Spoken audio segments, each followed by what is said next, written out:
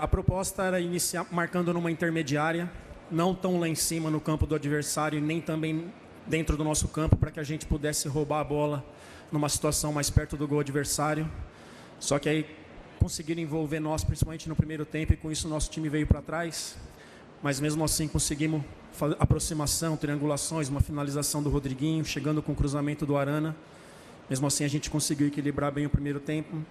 E o segundo tempo, senti a nossa equipe mais solta, entendendo mais o que estava sendo o jogo, e por isso que a gente cresceu no segundo tempo.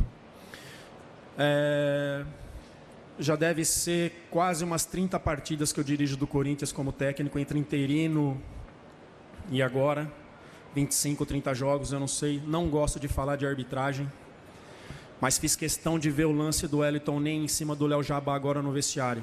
Eu fiz questão, não dá.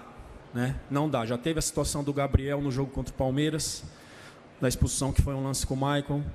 Procurei não falar, mas é uns erros na frente do Bandeira, na frente do quarto árbitro, e coisa que não dá para ficar passando. A gente quer profissionalizar cada vez mais o futebol e esses erros não são aceitos, não dá. Depois eu nem sei se a expulsão do Wellington nem foi justa, não sei se quis compensar em cima do primeiro lance, mas errou ele, o quarto árbitro e o Bandeira.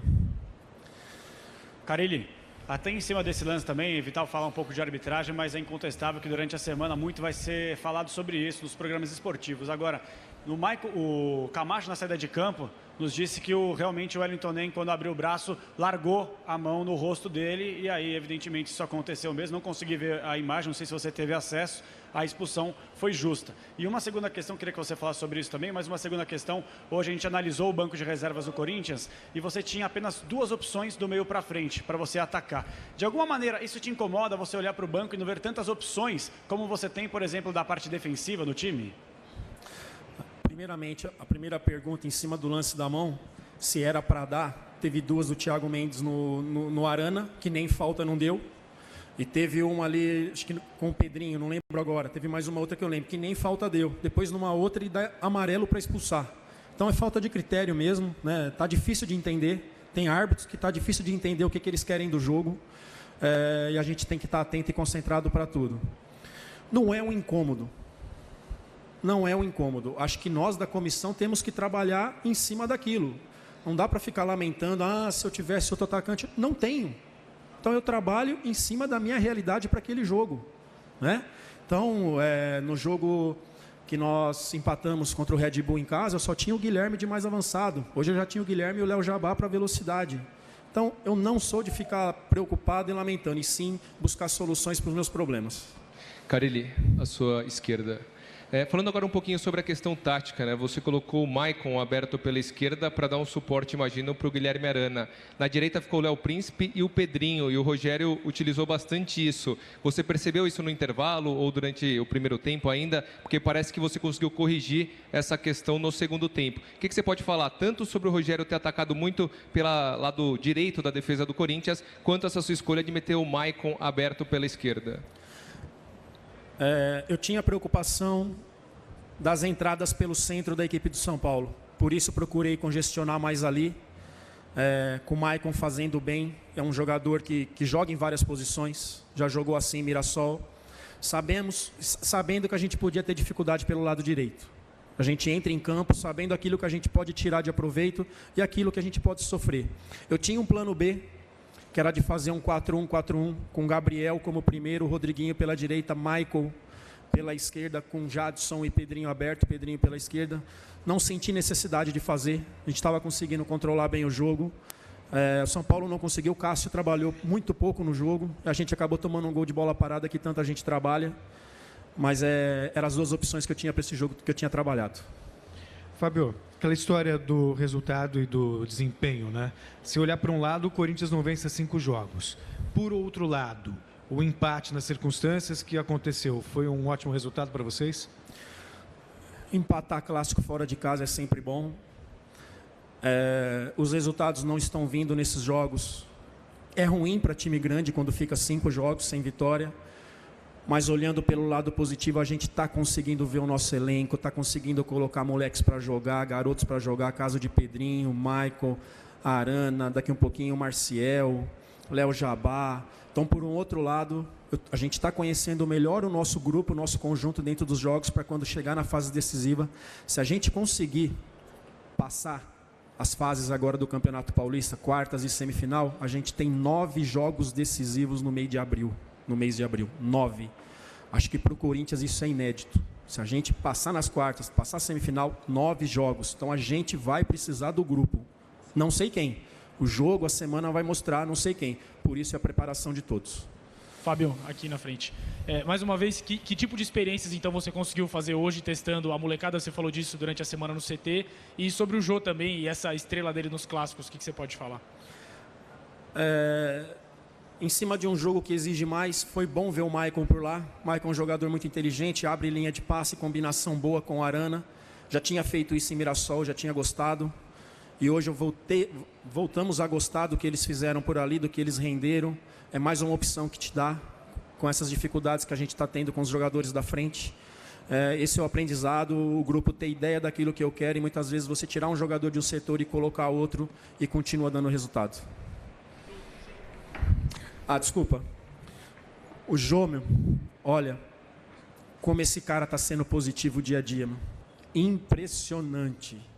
Desde quando chegou, final de outubro mais ou menos, que ele está trabalhando, dá força para os meninos, trabalhador, tira do jogo, no caso que eu tirei, não jogou contra o Audax, o Casim fez gol contra o Palmeiras, ficou fora, foi o que mais falou no vestiário antes do jogo, cara muito positivo, e muitas vezes essas coisas puxam para ele mesmo, né? Sendo abençoado, sendo felizardo e a gente conseguindo os resultados.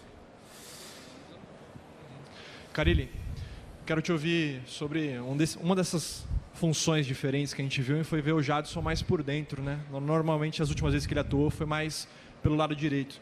Te ouvir sobre sua avaliação a respeito do Jadson mais centralizado e a respeito também dessa sequência da temporada, né? Como você já destacou, o Corinthians vai ter muitas decisões no mês de abril. Como é que você vai usar o próximo jogo? Mais para descansar o pessoal? Mais para preparar para essas decisões mesmo? Não tem descanso. A gente está estamos indo para a última rodada da fase classificatória com 2 pontos de vantagem sobre o Santos, 4 pontos de vantagem em cima do São Paulo. Então, com força total, com aquilo que a gente tiver de melhor para o jogo de quarta-feira, para a gente manter. Porque se as coisas continuarem assim, a gente passar para as passando pelas quartas de final, indo para a semifinal, a gente hoje só decide com o Palmeiras se o Palmeiras chegar numa final com a gente fora de casa. Então, é força total. A respeito da pergunta do Jadson, sempre deixei claro, quando o Jadson acertou, que ele joga em qualquer uma posição dessa segunda linha de 4. Então, o Rodriguinho está fora, tomou o 3º cartão, Pablo também. Amanhã a gente começa a esboçar a equipe para a quarta. Carille, aqui. Boa noite. Boa noite. Você entende que desde o seu início do trabalho até o momento, você teve um degrau a mais que o time subiu nessa maturidade, principalmente para essas próximas fases que vão ser de decisão, principalmente abril aí, que tem Copa do Brasil, Sul-Americana e o Paulistão? Sim, chegamos bem fortalecido, conhecendo melhor o grupo. Questão de Maicon veio em outra posição, questão de Jadson que estava jogando aberto, jogando por dentro, a gente chega mais fortalecido. E eu estou muito feliz, né? Foi a única equipe que não perdeu o clássico até agora, com 2 vitórias e um empate.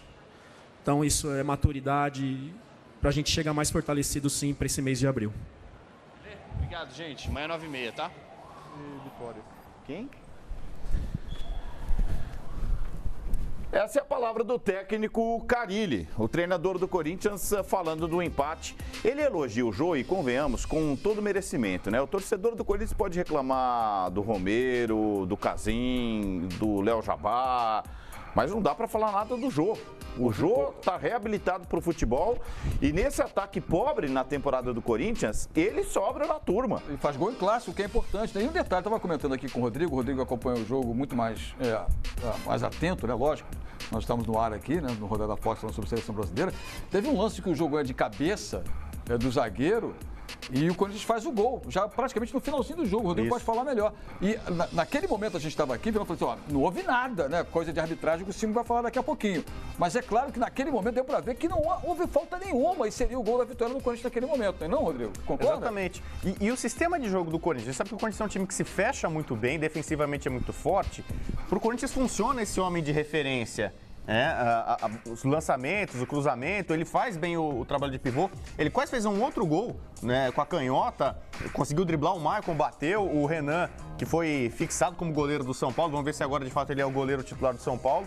Mas o Jô foi muito bem. Quando ele ia pro mano a mano, ou especialmente na bola aérea, o jogo por cima, ele costumava levar vantagem sobre a defesa São Paulina. E a gente estava falando agora do Fred, né? Que o Fred, de fato, pelos números, faz um grande campeonato estadual. 10 gols no Campeonato Brasileiro. O Jô também foi um jogador de seleção. Eu sei que é contestada a presença dele e tal.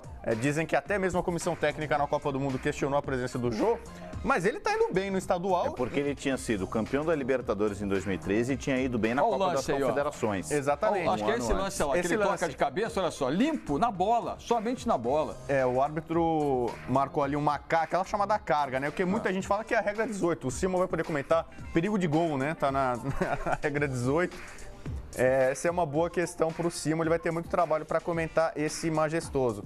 Mas, de parte a parte, a gente pode comentar algumas outras coisas. Deixa eu só saber do Sormani o que é que ele achou da entrevista do Carille. Se o Carille leu o jogo como você, Sormani, ele chegou a dizer que no primeiro tempo o Corinthians foi envolvido pelo São Paulo. Foi, concordo com o Carille, Vilani. O Corinthians não fez um bom primeiro tempo, melhorou um pouco na etapa final. O segundo tempo foi um tempo de jogo mais corrido, com lances, teve esse lance polêmico. Eu fico aí também com o Paulo Lima e com o Rodrigo Bueno, para mim não aconteceu absolutamente nada.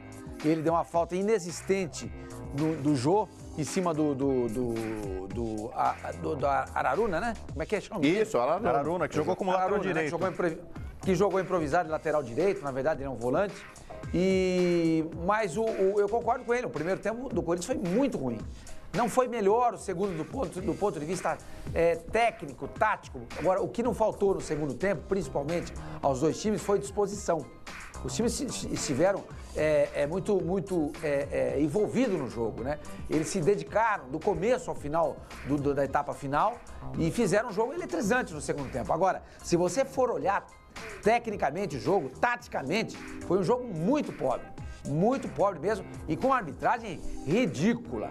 O Simon vai falar sobre isso. A arbitragem, mais uma vez, foi ridícula. Bom, campeonato estadual, seguimos aqui na batida, só que agora mudamos o estado. Vamos para o Rio de Janeiro, onde o Botafogo venceu 2-0 o placar final, e o João Venturi vai contar essa história pra gente. Se tecnicamente o jogo foi muito pobre, viu, João, no Morumbi, eu queria saber sobre a vitória do Botafogo. Boa noite, companheiro. Edson Passos, né? Grande Gustavo Villani, um abraço para você, abraço para todo mundo. Pois é, vitória do Botafogo aqui por 2-0, como você bem disse. Resultado esse que mantém as chances do Botafogo, né, bem vivas ainda